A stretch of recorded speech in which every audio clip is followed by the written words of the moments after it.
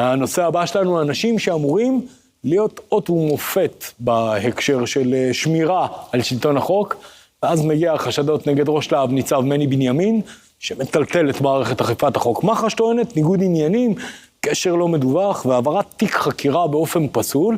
הסנגור כמובן דוחה הכל ומזהיר מפגיעה באמון הציבור.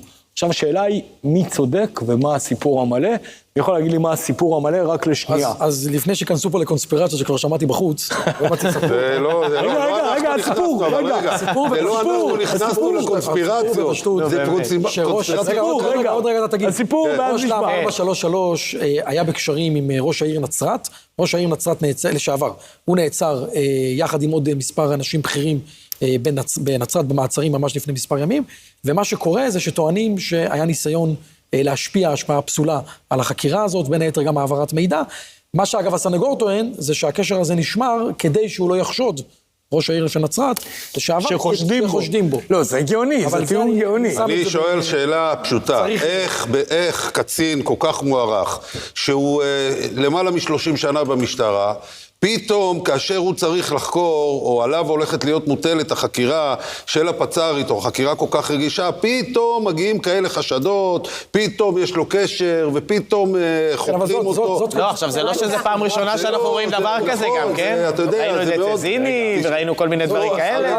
רגע, לא שומעים אתכם אחד. מה זאת אומרת קונספירציה? זה עובדה. הרי עובדתית, הוא היה אמור לחקור את החקירה הרגישה הזאת. רגע, אבל ניר, אתה יורד לפרטים. בוא שנייה, אני רוצה לשאול שאלה. מה שהוא אומר זה מעניין, אגב. רגע, תכף, אני אחזור לכולם, אחת מהטענות הייתה, חברים, איזה קשר פסול? הם דיברו בגלוי, הם התכתבו בגלוי, הם נפגשו בבתי קפה, מה, איזה קשר פסול? כולם רואים. אנחנו רואים עכשיו בחקירת הפצ"רית, סליחה. בכבוד. אמרתי שרואים שזה טיעון מאוד מאוד חלש. למה? הוא גלוי. למתם תוך כדי שאתם שותים קפה, זה לא הופך את זה, את הקשר הזה למותר, ברגע שאתה מנתב חקירות למקומות אחרים. אבל השאלה היא בכלל, הרי בסופו של דבר, אין שום פסול בכך שהוא נפגש עם ראש העיר. אין שום פסול, הוא יכול להיפגש איתו בגלוי, הוא גם יכול להיפגש איתו בחסוי. אם הוא רוצה לקדם משהו, הרי בסופו של דבר המשטרה שלנו גם עובדת על מודיעין, והיא עובדת על קשרים. היא לא יכולה להיות מנותקת. זה לא עכשיו איזשהו שופט שיושב על כס המשפט, אסור לו... זה הרבה יותר חמור משופט בעיניי. יותר חמור משופט. ראש להב לא אמור... יותר חמור במידה והוא עושה משהו פסול. צריך להבין מה קורה מאחורי הדבר הזה. זה סיפור אחד פרטני והכל בסדר, אבל יש פה איזושהי שיטה כזאת שלוקחים אנשים שהם 30 שנה משרתים, או בשב"כ, או בצה"ל, או בזה, ללא רבב, מקדמים אותם, הם אנשים נהדרים, אנשים טובים, ברגע שהם מתמנים מטעם צד אחד שלא מוצא חן בעיניו, ישר מתחילים בג"צים, חקירות, בדיקות, אשריות, ניגודי עניינים, וזה לא קורה רק אצלו. עכשיו, חשוב להבין, כמו שחברי אמר, לראש להב 433 היה אמור להחליט מי יחקור את הפרשייה הזאת. עכשיו, רצו לקבוע לו מי יעשה. בסופו של דבר, העיתוי שקוראים הדברים פה במדינה, לאנשים, לפרסונות שהם באמת באיזושהי עמדה, וברגע שהם מקבלים איזושהי אחריות לחקור צד מסוים, פתאום נפתחות חקירות, פתאום עולים כל מיני דברים אחרי 30 שנה שלא קרה לו שום דבר. הדבר הזה, יגיד חברי, זה קונספירציה. רגע, אני רוצה לשאול אותו. מיכאי, מדינה קטנה?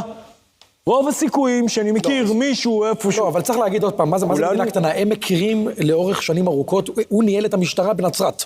זאת אומרת, ראש להב 433, כל הקריירה שלו היה במחוז צפון, והם היו בקשר שנים ארוכות. ולכן זה לא קשור למדינה קטנה, אלא זה קשרים חברים. שהוא היה בקשר, ראש להב, אז מה, אז אסור לו להיפגש? אפשר להיפגש, כל הבעיה פה הייתה, זה שהוא צריך לבוא ולהציע. חומר רגיש מתוך החקירה, והיה ניסיון להשפיע איפה תתנהל החקירה הזאת. אתה מבין, אבל שיש פה סיפורים הרבה יותר אבל היחידה שלא שמעתי. רגע, אני רוצה לשמוע את סשה, אתם חופרים. סשה, אני מנסה להבין. אני לא חושבת שיש איזשהו פסול בזה שיש קשר בינו לבין המפקד כזה או מפקד כזה, אבל הבעיה היא, בתחילה, ברגע שאתה בא ואתה לא שם את זה על השולחן בעצמך, אתה בא ועכשיו נתמך בזה שכולם ידעו וכולם, זה גלוי ואני לא הסתרתי שום דבר. אבל ברגע... אבל יחשוד שבאים לא, אבל בוא אבל ותגיד. זו בדיוק אבל הטענה של העורך דין שלו. מה? זה בדיוק הטענה, שהכל היה גלוי, והכל היה ידוע. עכשיו... אתה צריך אבל גם לעשות את זה בצורה שהיא פורמלית. אבל מי אמר שהיא לא הייתה פורמלית? מי אמר שהיא לא הייתה אז פורמלית? השופט יסתכל עליך ויחייך כי הוא זוכר אותך מפעם, או שהשופט... לא, אבל הנה, סשה, אבל את מדברת על מציאות. זה לא היה חברים, פורמלי. בזמן שאנחנו יושבים כאן, יש את הכנס של לשכת עורכי הדין באילת.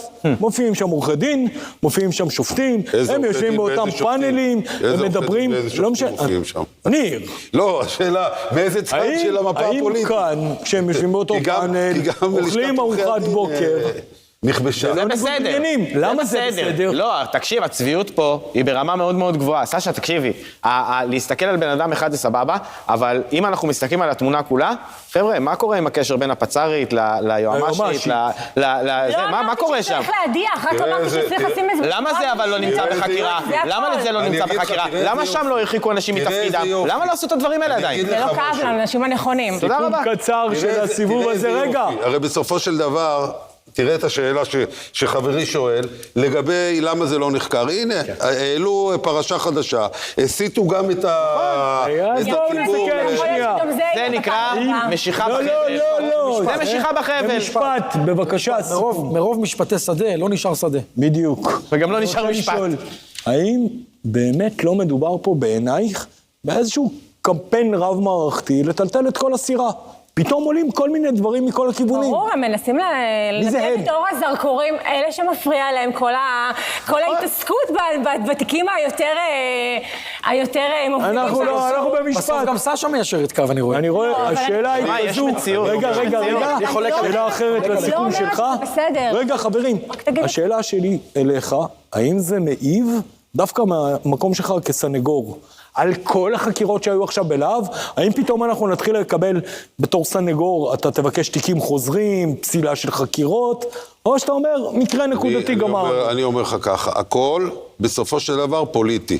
הכל כאן, כל אבל אתה לא עונה לי על מה שאני שואל. אתה תגיש עכשיו... רגע, אתה תמתין. אני אומר, לא, אני אומר הכל, בסופו, זה פוליטי הכל. הכל פוזיציה והכל פוליטי, ויש אנשים שמושכים בחוטים, כאשר זה צד אחד של המפה הפוליטית, או צד שני של המפה הפוליטית. לדעתי, לא סתם, פתאום הוא נחקר, כאשר הוא היה אמור להיות אחראי, או להחליט מי יחקור את הפצ"רית, ולשאלה שלך, לא, זה לא יעיב. אסף, איפה אנחנו עומדים מבחינת אמון הציבור? אמון הציבור בשפל חסר תקדים ממשיך להעמיק, ומדובר בתחרות משיכה בחבל בין שתי קבוצות בחברה שרוצות את הכוח, זה כל בסוף הסיפור. החבל יקרה, והיחידים שיפגעו זה זה אנחנו.